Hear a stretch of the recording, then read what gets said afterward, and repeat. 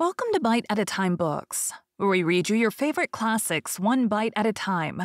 My name is Bree Carlile, and I love to read, and wanted to share my passion with listeners like you. If you want to know what's coming next and vote on upcoming books, sign up for our newsletter at biteatatimebooks.com. You'll also find our new t-shirts in the shop, including podcast shirts and quote shirts from your favorite classic novels. Be sure to follow my show on your favorite podcast platform so you get all the new episodes. You can find most of our links in the show notes, but also our website, biteatatimebooks.com, includes all of the links for our show, including to our Patreon to support the show, and YouTube, where we have special behind the narration of the episodes. We're part of the Bite at a Time Books Productions Network. If you'd also like to hear what inspired your favorite classic authors to write their novels, and what was going on in the world at the time, check out the Bite at a Time Books Behind the Story podcast, wherever you listen to podcasts. Please note, while we try to keep the text as close to the original as possible, some words have been changed to honor the marginalized communities who've identified the words as harmful, and to stay in alignment with Bite at a Time Books' brand values. Today we'll be continuing The Life and Adventures of Robinson Crusoe by Daniel Defoe. Chapter 4.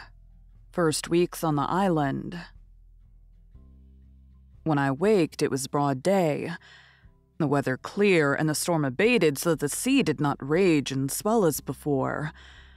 But that which surprised me most was that the ship was lifted off in the night from the sand where she lay by the swelling of the tide, and was driven up almost as far as the rock which I had first mentioned, where I had been so bruised by the wave dashing me against it. This being within about a mile from the shore where I was, and the ship seeming to stand upright still, I wished myself on board. At least I might save some necessary things for my use. When I came down from my apartment in the tree, I looked about me again, and the first thing I found was the boat which lay as the wind and the sea had tossed her up, upon the land about 2 miles on my right hand. I walked as far as I could upon the shore to have got to her, but found a neck or inlet of water between me and the boat, which was about half a mile broad. So I came back for the present, being more intent upon getting at the ship, where I hoped to find something for my present subsistence. A little after noon, I found the sea very calm, and the tide ebbed so far out that I could come within 1/4 of a mile of the ship. And here I found a fresh renewing of my grief, for I saw evidently that if we had kept on board, we had been all safe. That is to say, we had all got safe on shore, and I had not been so miserable as to be left entirely destitute of all comfort and company as I now was.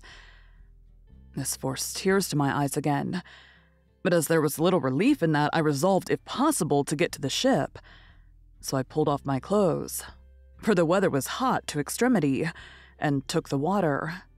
But when I came to the ship, my difficulty was still greater to know how to get on board, for as she lay aground and high out of the water, there was nothing within my reach to lay hold of.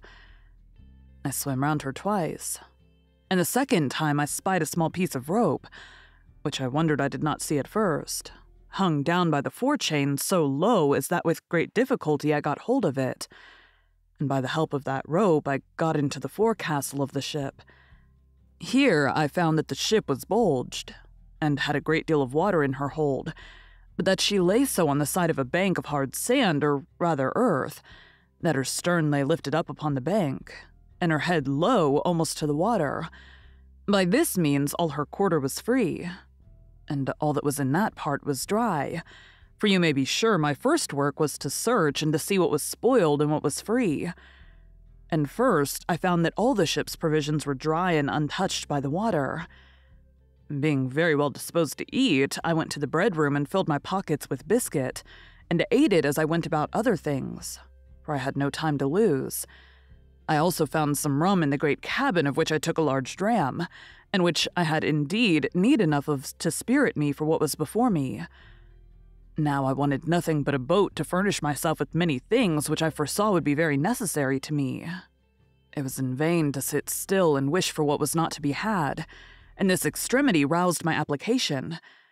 We had several spare yards, and 2 or 3 large spars of wood, and a spare topmast or 2 in the ship. I resolved to fall to work with these, and I flung as many of them overboard as I could manage for their weight, tying everyone with a rope that they might not drive away. When this was done, I went down the ship's side, and pulling them to me, I tied 4 of them together at both ends as well as I could, in the form of a raft. And laying 2 or 3 short pieces of plank upon them crossways, I found I could walk upon it very well, but that it was not able to bear any great weight, the pieces being too light. So I went to work, and with a carpenter's saw I cut a spare topmast into 3 lengths, and added them to my raft, with a great deal of labor and pains. But the hope of furnishing myself with necessaries encouraged me to go beyond what I should have been able to have done upon another occasion. My raft was now strong enough to bear any reasonable weight. My next care was what to load it with, and how to preserve what I laid upon it from the surf of the sea. But I was not long considering this. I first laid all the planks or boards upon it that I could get, and having considered well what I most wanted, I got 3 of the seamen's chests, which I had broken open and emptied, and lowered them down upon my raft. The first of these I filled with provisions: bread, rice, 3 Dutch cheeses, 5 pieces of dried goat's flesh, which we lived much upon, and a little remainder of European corn, which had been laid by for some fowls which we brought to sea with us, but the fowls were killed. There had been some barley and wheat together, but to my great disappointment, I found afterwards that the rats had eaten or spoiled it all. As for liquors, I found several cases of bottles belonging to our skipper, in which were some cordial waters, and in all about 5 or 6 gallons of rack. These I stowed by themselves, there being no need to put them into the chest, nor any room for them. While I was doing this, I found the tide begin to flow, a very calm, and I had the mortification to see my coat, shirt, and waistcoat, which I had left on the shore upon the sand some way. As for my breeches, which were only linen and open kneed, I swam on board in them, and my stockings. However, this set me on rummaging for clothes, of which I found enough, but took no more than I wanted for present use, for I had other things which my eye was more upon, as first, tools to work with on shore. And it was after long searching that I found out the carpenter's chest, which was indeed a very useful prize to me, and much more valuable than a shipload of gold would have been at that time. I got it down to my raft, whole as it was, without losing time to look into it, for I knew in general what it contained. My next care was for some ammunition and arms. There were 2 very good fowling pieces in the great cabin, and 2 pistols. These I secured first with some powder horns and a small bag of shot and 2 old rusty swords. I knew there were 3 barrels of powder in the ship, but I knew not where our gunner had stowed them. But with much search I found them, 2 of them dry and good. The 3rd had taken water. Those 2 I got to my raft with the arms. And now I thought myself pretty well freighted, and begun to think how I should get to shore with them, having neither sail nor rudder, and the least capful of wind would have overset all my navigation. I had 3 encouragements. First, a smooth, calm sea. Secondly, the tide rising and setting into the shore. Thirdly, what little wind there was blew me towards the land. And thus, having found 2 or 3 broken oars belonging to the boat, and besides the tools which were in the chest, I found 2 saws, an axe, and a hammer. With this cargo I put to sea. For a mile or thereabouts my raft went very well, only that I found it drive a little distant from the place where I had landed before, by which I perceived that there was some indraft of the water, and consequently I hoped to find some creek or river there which I might make use of as a port to get to land with my cargo. As I imagined, so it was. There appeared before me a little opening of the land, and I found a strong current of the tide set into it, so I guided my raft as well as I could to keep in the middle of the stream. But here I had like to have suffered a second shipwreck, which if I had, I think verily would have broken my heart. For knowing nothing of the coast, my raft ran aground at one end of it upon a shoal, and not being aground at the other end, it wanted but a little that all my cargo had slipped off towards the end that was afloat, and to fallen into the water. I did my utmost by setting my back against the chests, to keep them in their places, but could not thrust off the raft with all my strength, neither durst I sit from the posture I was in. But holding up the chests with all my might, I stood in that manner near half an hour, in which time the rising of the water brought me a little more upon a level, and a little after, the water still rising, my raft floated again, and I thrust her off with the oar I had into the channel, and then driving up higher, I at length found myself in the mouth of a little river, with land on both sides, and a strong current of tide running up. I looked on both sides for a proper place to get to shore, for I was not willing to be driven too high up the river, hoping in time to see some ships at sea, and therefore resolved to place myself as near the coast as I could. At length I spied a little cove on the right shore of the creek, to which with great pain and difficulty I guided my raft, and at last got so near that reaching ground with my oar I could thrust her directly in. But here I had like to have dipped all my cargo into the sea again, for that shore lying pretty steep, that is to say sloping, there was no place to land but where one end of my float, if it ran on shore, would lie so high, and the other sink lower as before, that it would endanger my cargo again. All that I could do was to wait till the tide was at the highest, keeping the raft with my oar like an anchor to hold the side of it fast to the shore, near a flat piece of ground which I expected the water would flow over, and so it did. As soon as I found water enough, for my raft drew about a foot of water, I thrust her upon that flat piece of ground, and there fastened or moored her, by sticking my 2 broken oars into the ground, one on one side near one end, and one on the other side near the other end. And thus I lay till the water ebbed away and left my raft and all my cargo safe on shore. My next work was to view the country, and seek a proper place for my habitation, and where to stow my goods to secure them from whatever might happen. Where I was, I yet knew not, whether on the continent or on an island, whether inhabited or not inhabited, whether in danger of wild beasts or not. There was a hill not above a mile from me, which rose up very steep and high, and which seemed to overtop some other hills, which lay as in a ridge from it northward. I took out one of the fowling pieces, and one of the pistols, and a horn of powder, and thus armed I traveled for discovery up to the top of that hill, where after I had with great labor and difficulty got to the top, I saw my fate, to my great affliction, that I was in an island environed every way with the sea, no land to be seen except some rocks which lay a great way off, and 2 small islands, less than this, which lay about 3 leagues to the west. I found also that the island I was in was barren, and as good as I saw reason to believe, uninhabited except by wild beasts, of whom, however, I saw none. Yet I saw abundance of fowls, but knew not their kinds. Neither when I killed them could I tell what was fit for food and what not. At my coming back, I shot at a great bird which I saw sitting upon a tree on the side of a great wood. I believe it was the first gun that had been fired there since the creation of the world.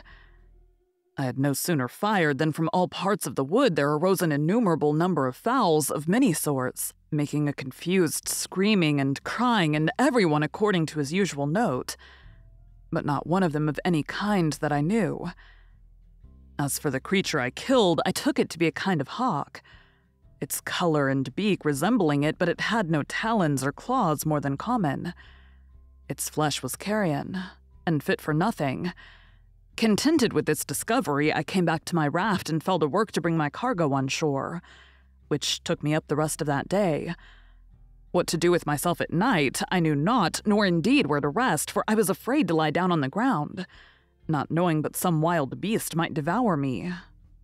Though, as I afterwards found, there was really no need for those fears.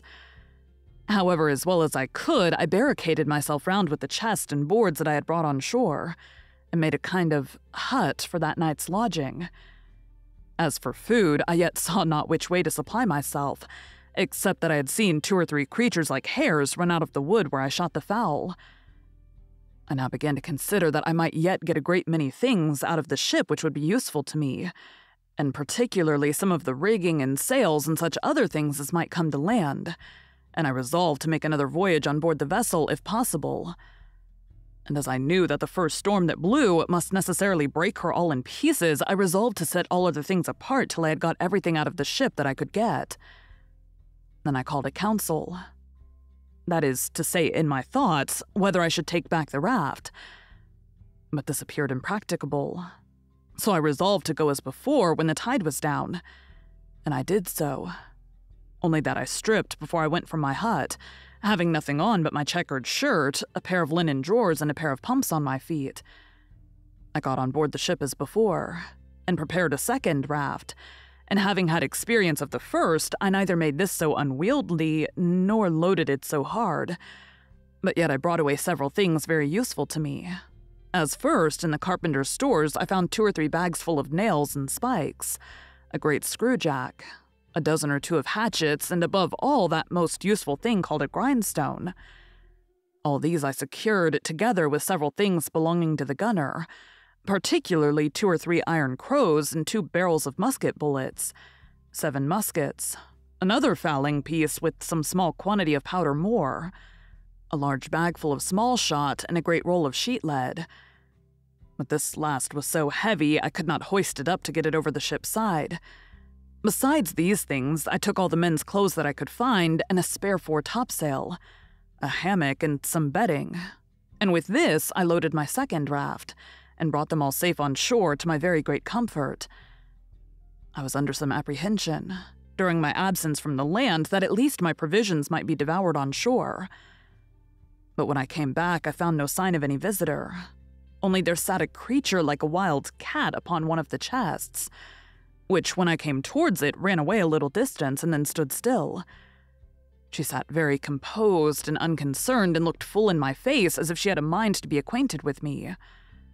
I presented my gun at her, but as she did not understand it, she was perfectly unconcerned at it, nor did she offer to stir away, upon which I tossed her a bit of biscuit, though, by the way, I was not very free of it, for my store was not great. However, I spared her a bit, I say, and she went to it, smelled at it and ate it, and looked as if pleased for more. But I thanked her and could spare no more, so she marched off. Having got my second cargo on shore, though I was fain to open the barrels of powder and bring them by parcels, for they were too heavy, being large casks, I went to work to make me a little tent with the sail and some poles which I cut for that purpose, and into this tent I brought everything that I knew would spoil either with rain or sun, and I piled all the empty chests and casks up in a circle round the tent, to fortify it from any sudden attempt either from man or beast.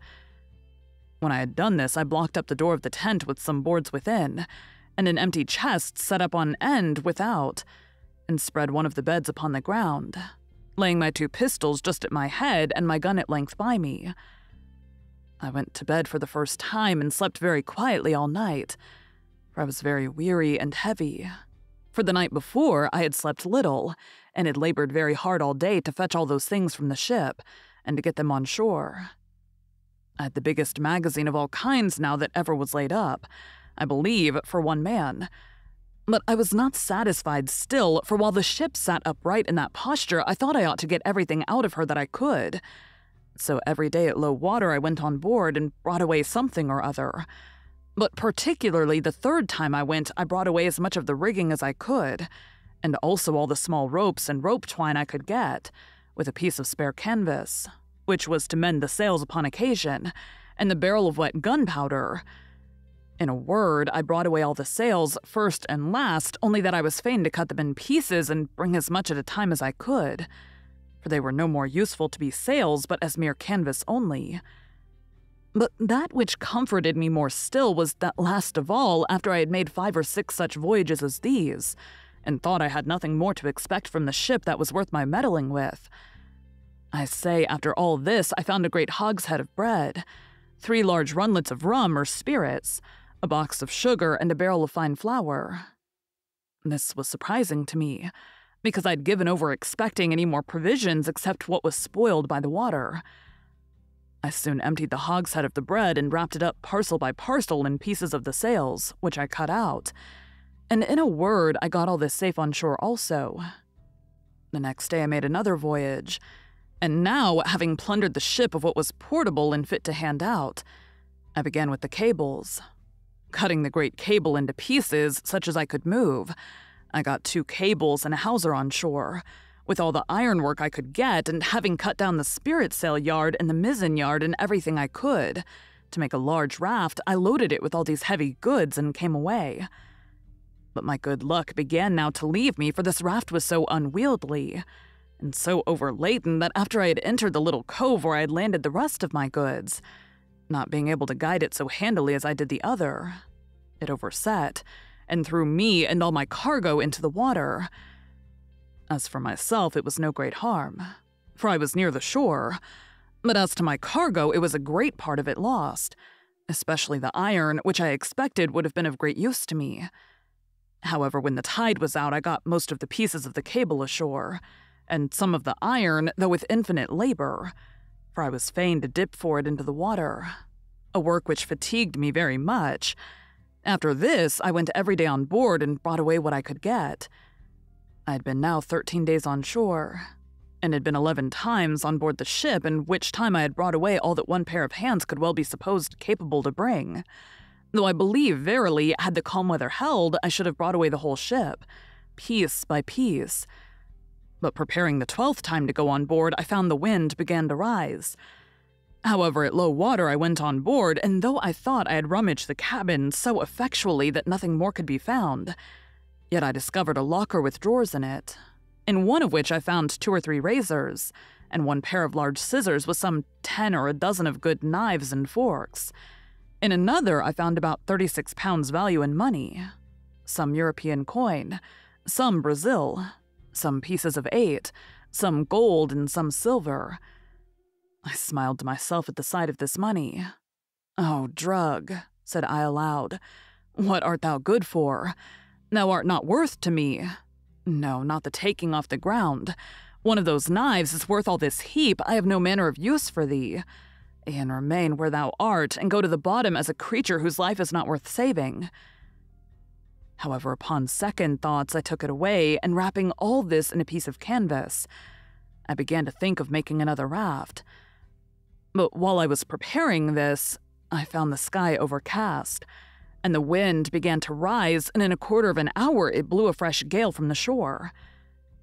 It presently occurred to me that it was in vain to pretend to make a raft with the wind offshore, and that it was my business to be gone before the tide of flood began. Otherwise, I might not be able to reach the shore at all. Accordingly, I let myself down into the water, and swam across the channel which lay between the ship and the sands, and even that with difficulty enough, partly with the weight of the things I had about me, and partly the roughness of the water, for the wind rose very hastily, and before it was quite high water, it blew a storm. But I had got home to my little tent, where I lay with all my wealth about me, very secure. It blew very hard all night, and in the morning when I looked out, behold, no more ship was to be seen. I was a little surprised, but recovered myself with the satisfactory reflection that I had lost no time, nor abated any diligence to get everything out of her that could be useful to me, and that indeed there was little left in her that I was able to bring away if I had had more time. I now gave over any more thoughts of the ship, or of anything out of her except what might drive on shore from her wreck, as indeed divers pieces of her afterwards did. But those things were of small use to me. My thoughts were now wholly employed about securing myself against either savages, if any should appear, or wild beasts, if any were in the island. And I had many thoughts of the method how to do this, and what kind of dwelling to make, whether I should make me a cave in the earth or a tent upon the earth. And in short, I resolved upon both, the manner and description of which it may not be improper to give an account of. I soon found the place I was in not fit for my settlement, because it was upon a low, moorish ground near the sea, and I believed it would not be wholesome, and more particularly because there was no fresh water near it. So I resolved to find a more healthy and more convenient spot of ground. I consulted several things in my situation which I found would be proper for me. First, health and fresh water, I just now mentioned. Secondly, shelter from the heat of the sun. Thirdly, security from ravenous creatures, whether man or beast. Fourthly, a view to the sea, that if God sent any ship in sight, I might not lose any advantage for my deliverance, of which I was not willing to banish all my expectation yet. In search of a place proper for this, I found a little plain on the side of a rising hill, whose front towards this little plain was steep as a house side, so that nothing could come down upon me from the top. On the one side of the rock there was a hollow place, worn a little way in, like the entrance or door of a cave, but there was not really any cave or way into the rock at all. On the flat of the green, just before this hollow place, I resolved to pitch my tent. This place was not above 100 yards broad, and about twice as long, and lay like a green before my door, and at the end of it descended irregularly every way down into the low ground by the seaside. It was on the north-northwest side of the hill, so that it was sheltered from the heat every day till it came to a west and by a south sun, or thereabouts, which in those countries is near the setting. Before I set up my tent, I drew a half circle before the hollow place, which took in about 10 yards in its semi-diameter from the rock, and 20 yards in its diameter from its beginning and ending. In this half circle, I pitched 2 rows of strong stakes, driving them into the ground till they stood very firm like piles, the biggest end being out of the ground above 5 feet and a half, and sharpened on the top. The 2 rows did not stand above 6 inches from one another. Then I took the pieces of cable which I had cut in the ship and laid them in rows, one upon another within the circle between these 2 rows of stakes, up to the top, placing other stakes in the inside, leaning against them about 2 feet and a half high like a spur to a post. And this fence was so strong that neither man nor beast could get into it or over it. This cost me a great deal of time and labor, especially to cut the piles in the woods, bring them to the place, and drive them into the earth. The entrance into this place I made to be, not by a door, but by a short ladder to go over the top, which ladder, when I was in, I lifted over after me, and so it was completely fenced in and fortified, as I thought, from all the world, and consequently slept secure in the night, which otherwise I could not have done. Though, as it appeared afterwards, there was no need of all this caution from the enemies that I apprehended danger from. Into this fence or fortress with infinite labor I carried all my riches, all my provisions, ammunition, and stores of which you have the account above, and I made a large tent which to preserve me from the rains that in one part of the year are very violent there. I made double, one smaller tent within and one larger tent above it, and covered the uppermost with a large tarpaulin which I had saved among the sails. And now I lay no more for a while in the bed which I had brought on shore, but in a hammock which was indeed a very good one, and belonged to the mate of the ship. Into this tent I brought all my provisions and everything that would spoil by the wet, and having thus enclosed all my goods, I made up the entrance, which till now I had left open, and so passed and repassed, as I said, by a short ladder. When I had done this, I began to work my way into the rock, and bringing all the earth and stones that I dug down out through my tent, I laid them up within my fence, in the nature of a terrace, so that it raised the ground within about 1.5 feet, and thus I made me a cave, just behind my tent, which served me like a cellar to my house. It cost me much labor and many days before all these things were brought to perfection, and therefore I must go back to some other things which took up some of my thoughts. At the same time it happened, after I had laid my scheme for the setting up my tent and making the cave, that a storm of rain falling from a thick dark cloud, a sudden flash of lightning happened, and after that a great clap of thunder, as is naturally the effect of it. I was not so much surprised with the lightning as I was with the thought which darted into my mind as swift as the lightning itself. Oh, my powder! My very heart sank within me when I thought that, at one blast, all my powder might be destroyed, on which not my defense only, but the providing my food, as I thought, entirely depended. I was nothing near so anxious about my own danger, though. Had the powder took fire, I should never have known who had hurt me. Such impression did this make upon me that after the storm was over, I laid aside all my works, my building and fortifying, and applied myself to make bags and boxes to separate the powder, and to keep it a little and a little in a parcel, in the hope that whatever might come, it might not all take fire at once, and to keep it so apart that it should not be possible to make one part fire another. I finished this work in about a fortnight, and I think my powder, which in all was about 240 pounds weight, was divided in not less than 100 parcels. As to the barrel that had been wet, I did not apprehend any danger from that, so I placed it in my new cave, which in my fancy I called my kitchen, and the rest I hid up and down in holes among the rocks, so that no wet might come to it. marking very carefully where I laid it. In the interval of time while this was doing, I went out at least once every day with my gun, as well to divert myself as to see if I could kill anything fit for food, and as near as I could to acquaint myself with what the island produced. The first time I went out, I presently discovered that there were goats in the island, which was a great satisfaction to me.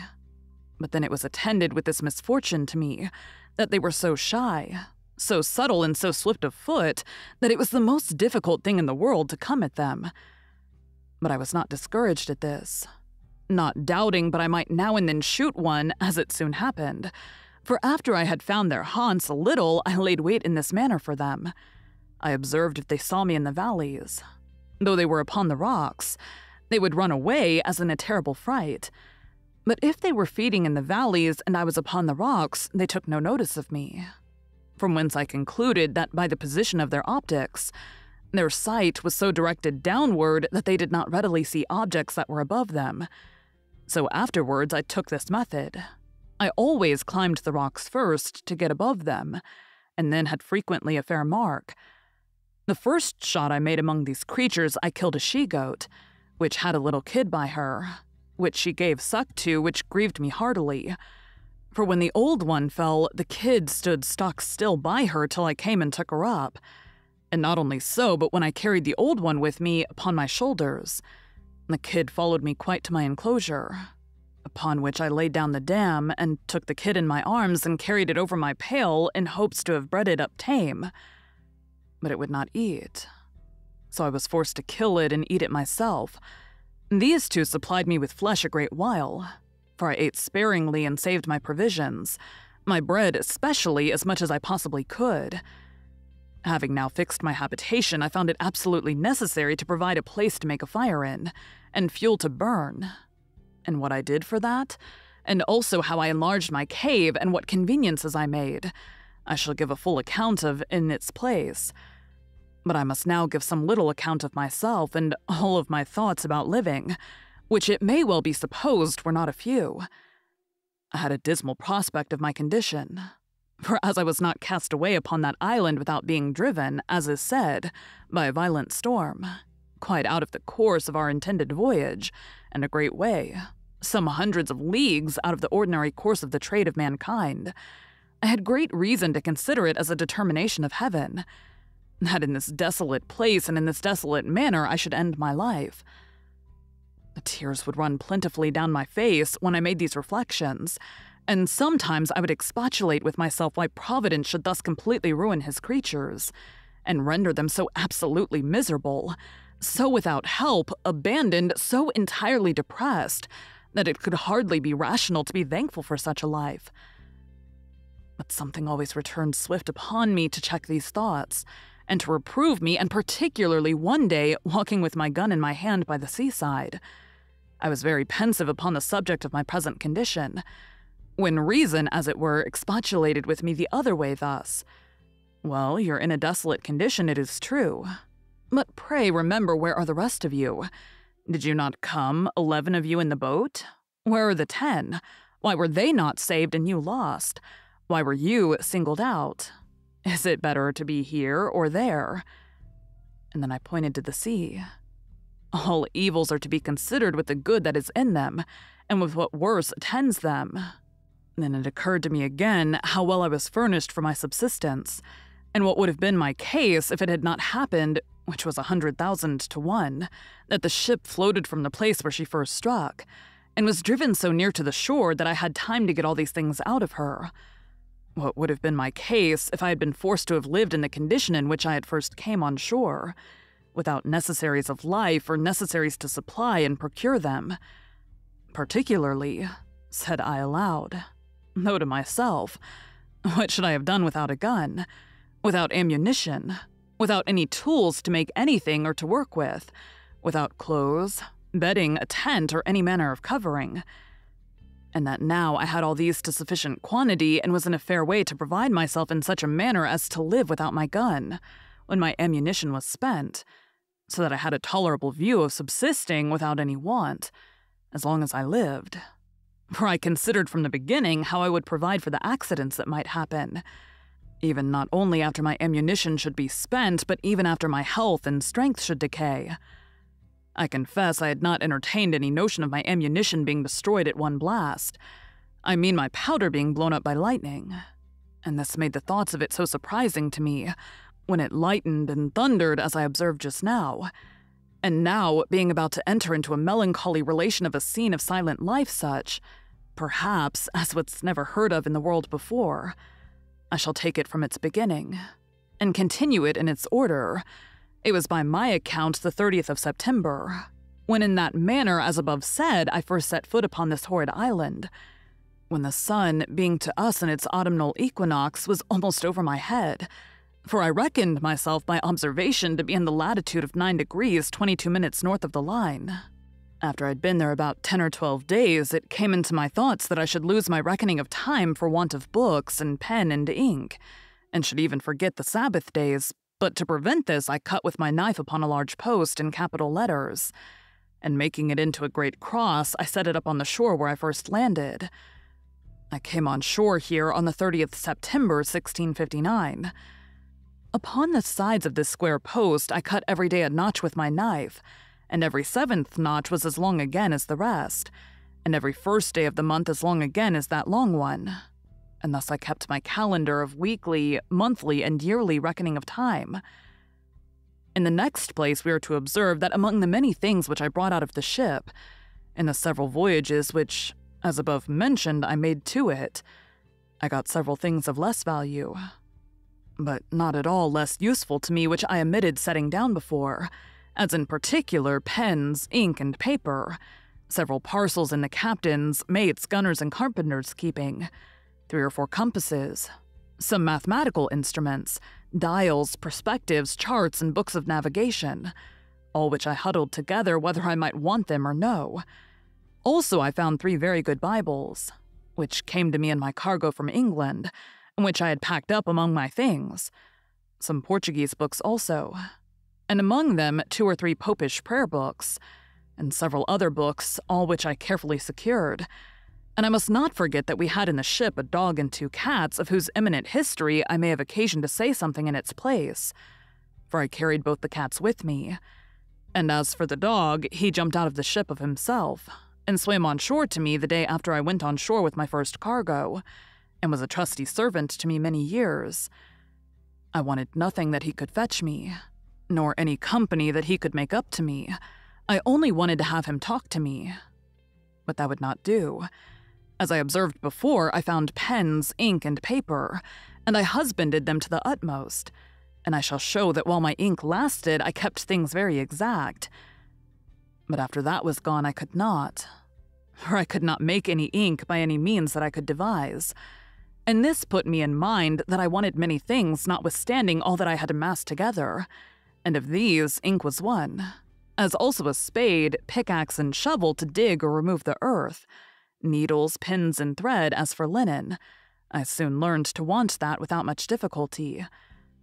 This want of tools made every work I did go on heavily, and it was near a whole year before I had entirely finished my little pail or surrounded my habitation. The piles or stakes, which were as heavy as I could well lift, were a long time in cutting and preparing in the woods, and more by far in bringing home, so that I spent sometimes 2 days in cutting and bringing home one of these posts, and a 3rd day in driving it into the ground, for which purpose I got a heavy piece of wood at first, but at last bethought myself of one of the iron crows, which, however, though I found it, made driving those posts or piles very laborious and tedious work. But what need I have been concerned at the tediousness of anything I had to do, seeing I had time enough to do it in, nor had I any other employment, if that had been over, at least that I could foresee, except the ranging of the island to seek for food, which I did, more or less, every day.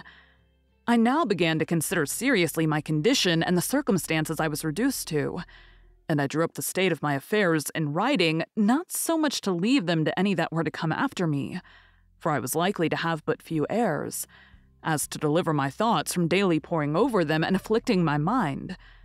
And as my reason began now to master my despondency, I began to comfort myself as well as I could, and to set the good against the evil, that I might have something to distinguish my case from worse. and I stated, very impartially like debtor and creditor, the comforts I enjoyed against the miseries I suffered. Thus, upon the whole, here was an undoubted testimony that there was scarce any condition in the world so miserable, but there was something negative or something positive to be thankful for in it.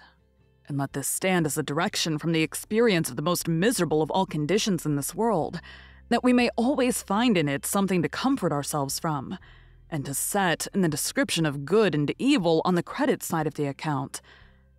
Having now brought my mind a little to relish my condition, and given over looking out to see if I could spy a ship, I say, giving over these things, I began to apply myself to arrange my way of living, and to make things as easy to me as I could. I've already described my habitation, which was a tent under the side of a rock, surrounded with a strong pale of posts and cables. But I might now rather call it a wall, for I raised a kind of wall up against it of turfs, about 2 feet thick on the outside, and after some time, I think it was a year and a half, I raised rafters from it, leaning to the rock, and thatched or covered it with boughs of trees and such things as I could get, to keep out the rain, which I found at some times of the year very violent. I've already observed how I brought all my goods into this pail and into the cave which I had made behind me. But I must observe, too, that at first this was a confused heap of goods, which as they lay in no order, so they took up all my place. I had no room to turn myself. So I set myself to enlarge my cave, and work farther into the earth, for it was a loose sandy rock, which yielded easily to the labor I bestowed on it. And so when I found I was pretty safe as to beasts of prey, I worked sideways to the right hand into the rock, and then turning to the right again, worked quite out and made me a door to come out on the outside of my pale or fortification. This gave me not only egress and regress, as it was a back way to my tent and to my storehouse, but gave me room to store my goods. And now I began to apply myself to make such necessary things as I found I most wanted, particularly a chair and a table, for without these I was not able to enjoy the few comforts I had in the world. I could not write or eat or do several things with so much pleasure without a table, so I went to work.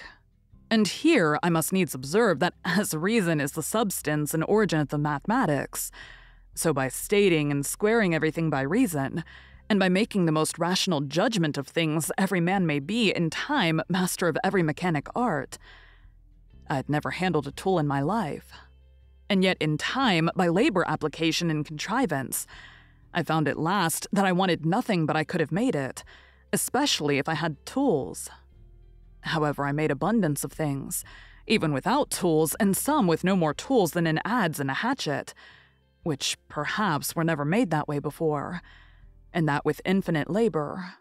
For example, if I wanted a board, I had no other way but to cut down a tree, set it on an edge before me, and hew it flat on either side with my axe, till it brought it to be thin as a plank, and then dub it smooth with my adze. It is true, by this method I could make but one board out of a whole tree, but this I had no remedy for but patience, any more than I had for the prodigious deal of time and labor which it took me up to make a plank or board. But my time or labor was little worth, and so it was as well employed one way as another. However, I made me a table and a chair, as I observed above, in the first place, and this I did out of the short pieces of boards that I brought on my raft from the ship. But when I had wrought out some boards as above, I made large shelves of the breadth of 1.5 feet, one over another all along one side of my cave to lay all my tools, nails, and ironwork on, and in a word, to separate everything at large into their places that I might come easily at them. I knocked pieces into the wall of the rock to hang my guns and all things that would hang up, so that had my cave had to be seen, it looked like a general magazine of all necessary things, and had everything so ready at my hand that it was a great pleasure to me to see all my goods in such order, and especially to find my stock of all necessaries so great. And now it was that I began to keep a journal of every day's employment, for indeed at first I was in too much hurry, and not only hurry as to labor, but in too much discomposure of mind, and my journal would have been full of many dull things. For example, I must have said thus, 30th, after I had got to shore and escaped drowning, instead of being thankful to God for my deliverance, having first vomited with the great quantity of salt water which had got into my stomach, and recovering myself a little, I ran about the shore, wringing my hands and beating my head and face, exclaiming at my misery and crying out I was undone, undone. Till tired and faint, I was forced to lie down on the ground to repose, but durst not sleep for fear of being devoured.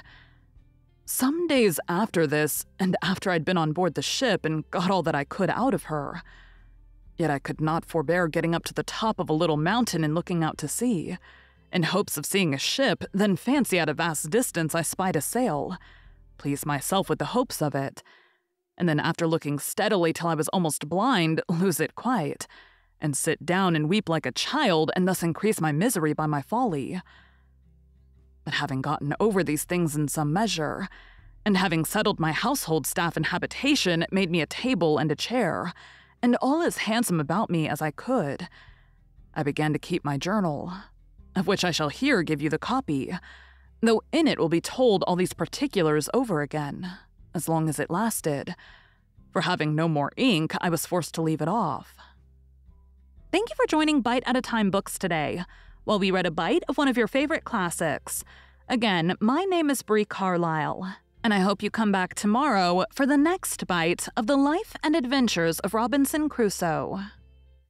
Don't forget to sign up for our newsletter at biteatatimebooks.com and check out the shop.